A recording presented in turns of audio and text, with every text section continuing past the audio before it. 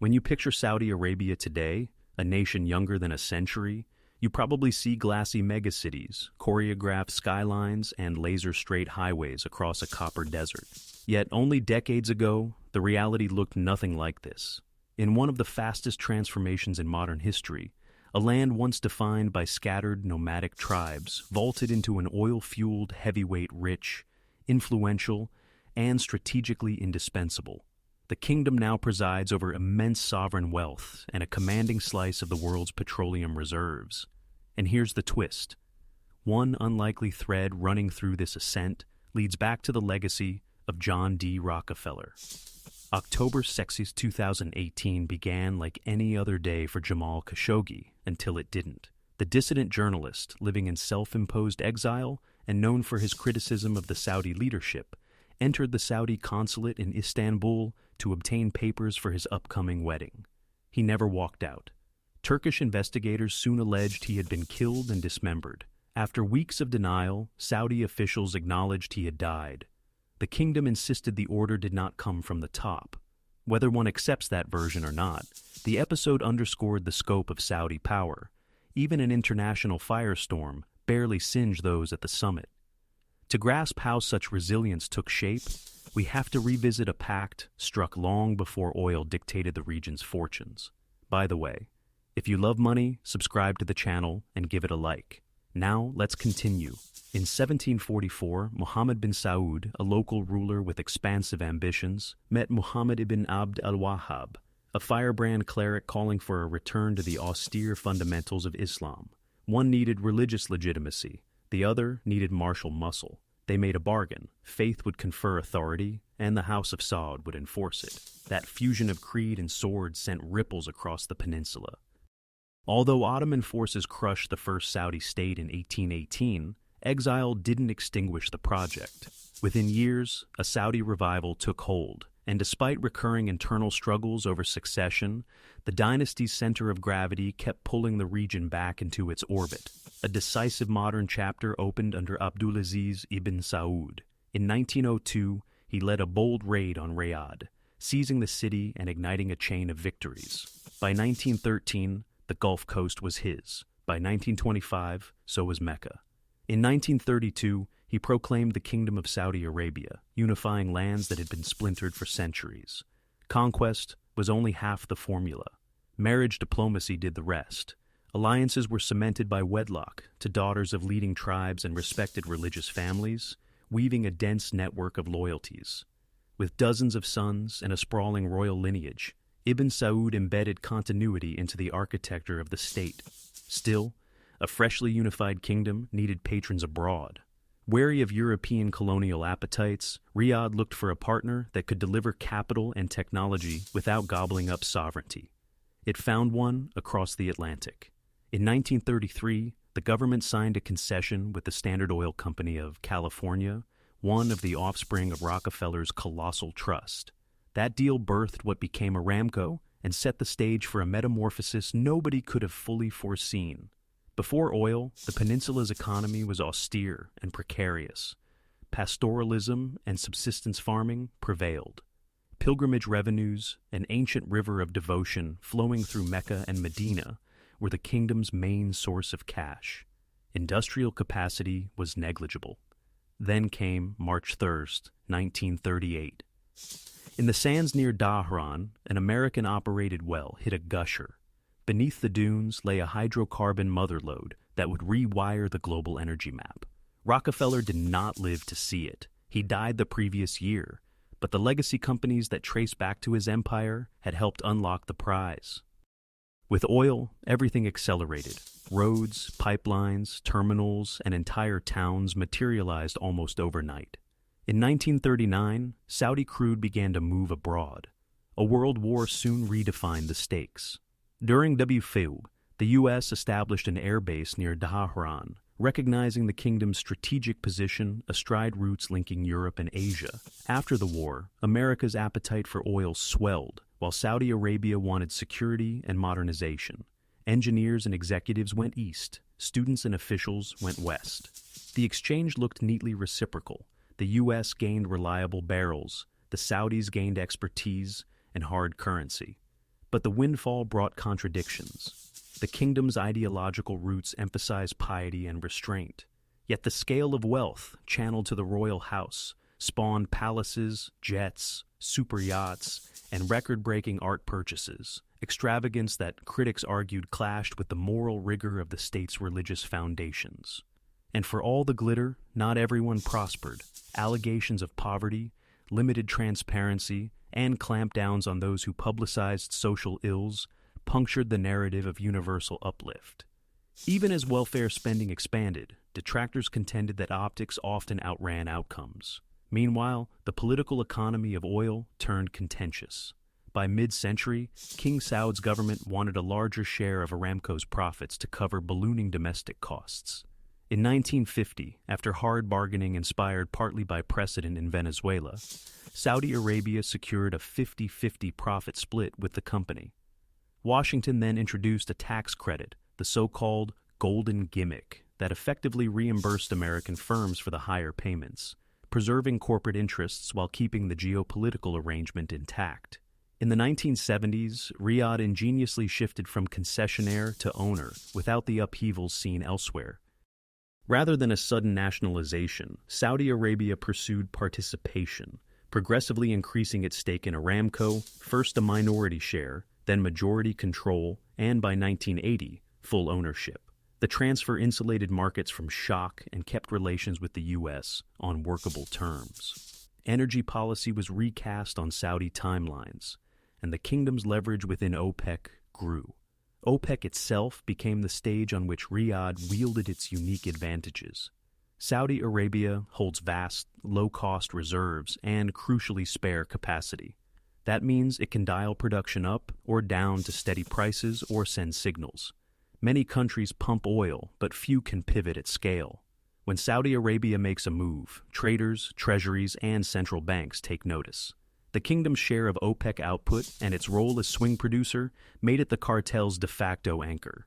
Another pillar of influence emerged from a financial pact with global consequences: the dollar-oil nexus. Beginning in the 1970s, pricing oil in U.S. dollars entrenched the Petrodollar system. Energy importers accumulated dollar reserves. Saudi surpluses flowed into U.S. banks and treasuries. American security guarantees and advanced weaponry cemented ties. The arrangement fortified the dollar's primacy and underwrote the House of Saud's external shield. As decades passed, new levers of soft power appeared. Sovereign wealth grew into a geopolitical instrument. The Public Investment Fund, PIF, ramped up, investing in marquee companies, sports leagues, and ambitious urban projects. The aim: diversify beyond hydrocarbons, seed future industries, and recalibrate the kingdom's brand. Initiatives in renewables, logistics, tourism, and the digital economy signaled a bid to thrive in a post-oil world, even as petroleum revenues still bankrolled the experiment. None of this unfolded without friction.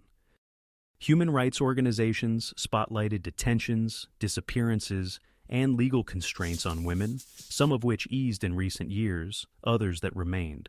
Labor critics documented harsh conditions for migrant workers. Regional rivalries, Yemen's war, long-running tensions with Iran, periodic spats with neighbors, reminded observers that the kingdom's ascent played out in a volatile neighborhood. The Khashoggi affair, in particular, became a global litmus test. Could scandal dent the kingdom's strategic indispensability? The answer, evidenced by the rapid return of high-level engagement, seemed to be not for long. To understand how Riyadh navigated so many minefields, study its method. The state internalized lessons early, build legitimacy by fusing religion and rule, manage succession through a wide royal network, and wield oil not just as a commodity, but as a policy instrument. When pressure rose at home, it purchased calm with social spending and targeted reforms. When pressure rose abroad, it balanced relations among great powers while keeping a hand on the tap. Consider the arc from concession to control. In the mid-20th century, Saudi negotiators used fiscal tools, taxes, royalties, and parity agreements to lift the government's take. When resource nationalism peaked across the region, the kingdom avoided a break with the U.S. by staging the transfer in increments. That avoided a shock, preserved access to markets and technology, and still delivered sovereignty over the crown jewel. With the reins in Riyadh, OPEC's strategy could be tailored to national goals, cushioning the economy in busts and monetizing advantage in booms. The oil shocks of the 1970s and subsequent cycles showed the potency of that approach. Saudi Arabia learned to move between defending prices and defending market share, sometimes opening the spigots, other times trimming supply, always measuring the broader macro effect. This playbook, backed by spare capacity and low production costs, made the kingdom indispensable to both producers and consumers. At home, the social contract evolved. For decades, state largesse subsidies, public sector employment, and infrastructure splurges delivered stability. But as demographics swelled and volatility in oil prices exposed fiscal vulnerabilities, the kingdom mapped out a diversification drive. Vision-style planning promised to create jobs, invite investment, and broaden revenue beyond the barrel. PIF became the tip of that spear, taking high-profile stakes, bankrolling mega-projects, and courting global partners in technology, entertainment, and green energy. Brand power joined hard power. Football clubs, elite golf tours, global events, and desert cities of the future became billboards for a changing national story. Supporters framed it as modernization and economic pragmatism. Critics called it sports washing.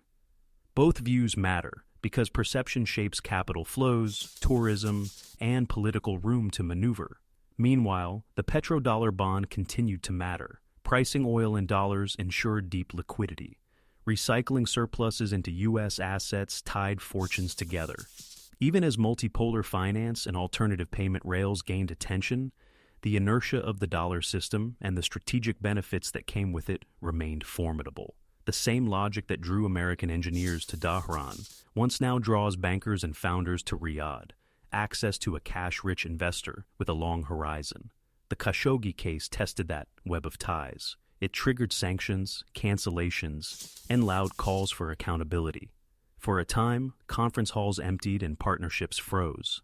Yet the kingdom's centrality to energy markets, its role in regional security, and its capital firepower ultimately pulled interlocutors back. Alongside that realpolitik came incremental domestic changes, more social freedoms in some domains, new investment regimes, closer oversight of certain practices, steps that supporters cite as evidence of evolution and critics see as cosmetic. Both readings coexist in the complicated reality of statecraft. Zoom out, and a pattern emerges: adaptability. From the 18th century pact that fused doctrine and dynasty to the 20th century pivot that turned a concession into a national champion, from the 1970s petrodollar alignment to today's sovereign investment spree, the kingdom has continually traded one form of leverage for another. Sometimes it accepted constraints to gain scale. Other times, it flexed scale to shed constraints. The through line is an instinct for institutionalizing advantage. Of course, an unavoidable question looms. What happens when the oil age wanes? Few places have more to lose if demand craters, or more to gain if they convert today's windfall into tomorrow's industries. The bet being placed is that infrastructure, logistics, tourism, advanced manufacturing, entertainment, and clean tech can mature fast enough to shoulder the fiscal load that crude once carried. The kingdom's wager is backed by trillions, but also by timelines, demographics, and competition. Whether that portfolio delivers broad prosperity is the test ahead. For now, oil and influence remain intertwined. As long as the world runs on hydrocarbons, the swing producer commands attention. And as long as vast financial reserves seek a home, sovereign capital buys a seat everywhere, from Silicon Valley boardrooms to Champions League stadiums. That dual presence beneath our roads and inside our feeds keeps Saudi Arabia squarely in the frame of the 21st century. Beyond the headlines, the mechanism is concrete. Saudi Arabia fine-tunes official selling prices, modulates exports by grade, and times cargo allocations around refinery maintenance cycles and seasonal demand. The swing role isn't just about volume, it's about signaling. The state uses forward guidance on production targets, commentary from energy officials, and quiet calls to offtake partners to shape trader expectations.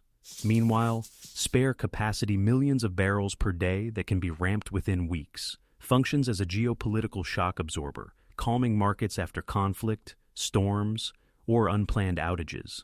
That technical arsenal pairs with financial muscle. The Public Investment Fund deploys capital across chips, gaming, cloud, electric vehicles, green hydrogen, and logistics, tying port concessions, airline expansion, and mineral projects into a single export strategy. Sports and media aren't decorations. They are market entry keys. Broadcast deals anchor new tourism corridors. Visa easements create fan demand, and talent contracts seed local leagues with global narratives. In parallel, Aramco upgrades downstream capacity refining, petrochemicals, lubricants. So every barrel yields more value at home. Carbon management isn't just PR. Pilot CCS clusters, gas flaring reduction, and blue ammonia shipments position Riyadh as a commodity supplier for a decarbonizing world. Security tie-ins remain explicit. Energy cooperation agreements coexist with defense pacts, missile intercepts, and information sharing over maritime choke points from Hormuz to Bab el-Mandeb. Tech policy is cross-wired with energy. Data center builds ride on gas-fired baseload, and growing renewables, AI partnerships, piggyback on regulatory sandboxes, and fintech licensing enables petro surpluses flow through local capital markets. The sum is simple. Production credibility plus capital velocity creates influence flywheels. Each turn pulls new investors, supply chains, and diplomatic openings into the kingdom's ecosystem.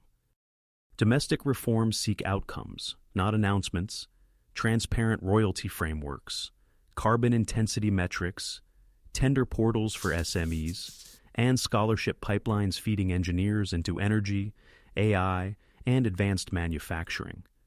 Sea corridors link Red Sea ports and Gulf hubs, cutting transit time and re-export platforms. Looking back, it's astonishing how many of the era's defining threads energy politics, dollar dominance, corporate state bargaining, and the spectacle of wealth converge in the Saudi story.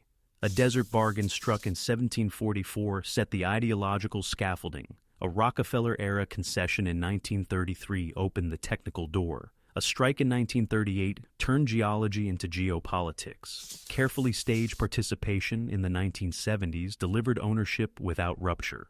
Then came OPEC calculus, petrodollar finance, sovereign portfolios, and brand-scale soft power.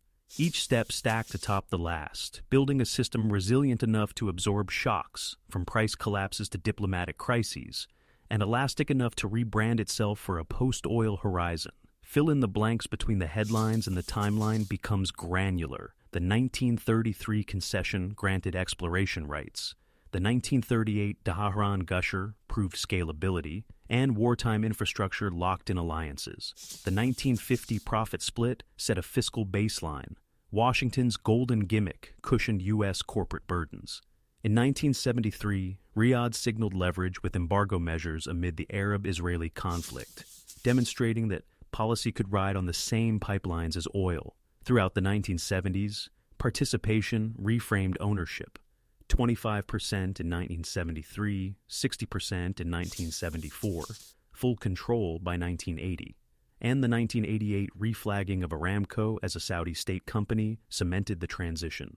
Decades later, the 2016 OPEC Plus format added Russia and others, turning market management from a regional cartel into a broader producer coalition. Price cycles became tests and lessons. 1986's defensive market share, 1990, 91's Gulf War security premiums, 1998's Asian crisis glut, 2008's surge and crash, 2015's shale challenge, 2020's pandemic slump and rapid cuts, and 2023's renewed focus on spare capacity and volatility smoothing. In finance, the 1970s petrodollar accords prioritized USD pricing and reserve cycling. Treasury flows, bank deposits, and weapons packages reinforced mutual dependence. On domestic fronts, Vision 2030 bundles privatizations, zakat and tax reforms, SEZs, tourism linkages, and cultural openings with labor rules overhaul, local content targets, and industrial clusters for steel, aluminum, phosphate, and rare earths. Sovereign portfolios track two horizons: stabilization through dividends and liquidity. transformation through venture stakes, IP transfer, and JVs into battery chains, clean fuels, and smart manufacturing. Architecturally, the state kept institutions modular, the energy ministry, regulators, sovereign funds, and state champions, so levers could be adjusted without system-wide breakage. The pattern is clear: cautious but decisive increments, designed to avoid cliff edges while accumulating optionality for a post-oil world. Abroad, energy diplomacy blends with infrastructure finance, tying offtake agreements with port and grid projects. At home, IPOs of state assets raise governance bars and widen the investor base, while education reform targets STEM skills and entrepreneurship. If you made it this far, drop a plus in the comments your badge for finishing the deep dive. And if you haven't already, subscribe for more long-form stories where money, history, and power collide. Curious about earlier empires of capital? Check out our Others video.